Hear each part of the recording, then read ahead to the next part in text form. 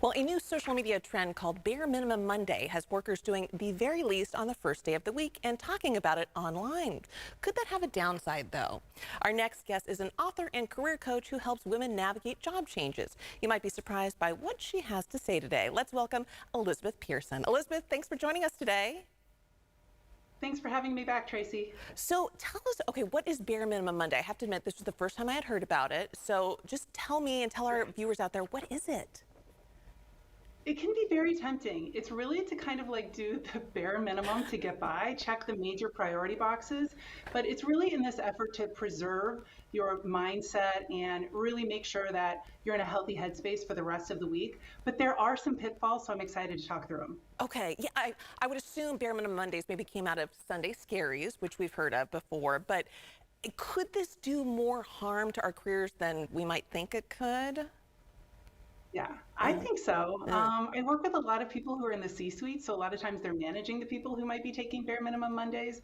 And there are a few downfalls. One thing is that I think that if you're kind of like coasting or cruising on Monday and doing the bare minimum, it's going to be even harder to ramp up and get motivation for the rest of the week.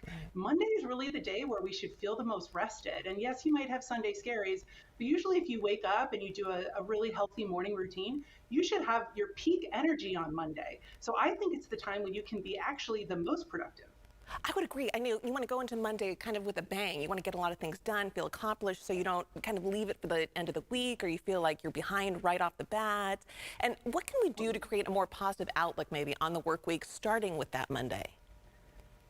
Yeah, I think that it's really good to check in with your boss. I always advocate for people having weekly one-on-ones with their boss to just check in and see like what are the priorities? Let's make sure we're in alignment so that there aren't any, shifting competing focuses throughout the week. Those can really be a drain. And the thing is too, if you're just kind of coasting on Monday, you could miss some opportunities. Maybe there is a company-wide call on Monday. Those are very traditional, or a call with your boss and your teammates. And there could be this wonderful project coming up that you want to be a part of. And if you're kind of like zoned out on Zoom calls, you could miss opportunities that could definitely help your career trajectory long term.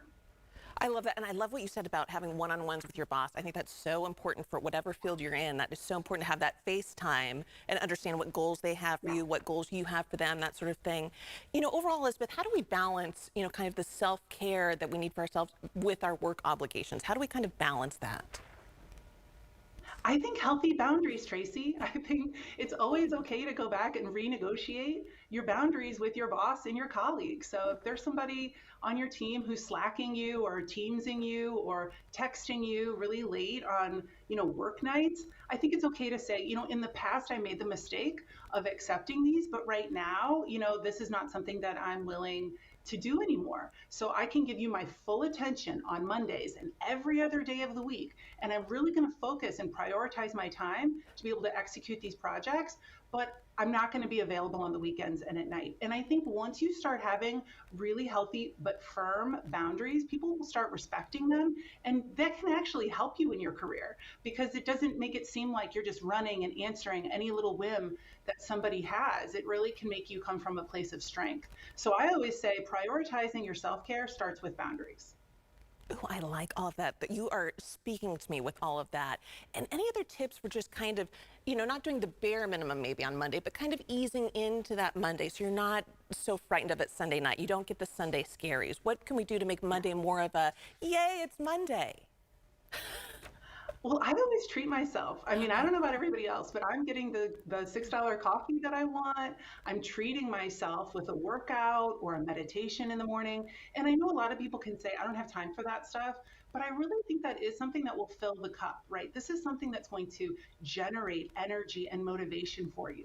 So if you really can say, okay, Monday is a day that, yes, I'm going to have to dive back in, and maybe there's a little bit of backlog of stuff I didn't get done last week, but I will make sure that maybe that's the day that you go get yourself a healthy salad for lunch, or you take a walk in the middle of the day, or you walk your pet or something like that if you're working from home. Or maybe that's the day you get two coffees. Like, I do think the reward system works, Tracy. So if you can put a carrot on Monday to kind of like get your energy up, I think it will be something that will carry you throughout the week. And not only that, it helps with your reputation. If other people are calling it in on Monday and kind of still snoozing, and you're the person like raring to go with energy, this is stuff that your boss notices. This is stuff that your clients notices. This is stuff that your colleagues notice.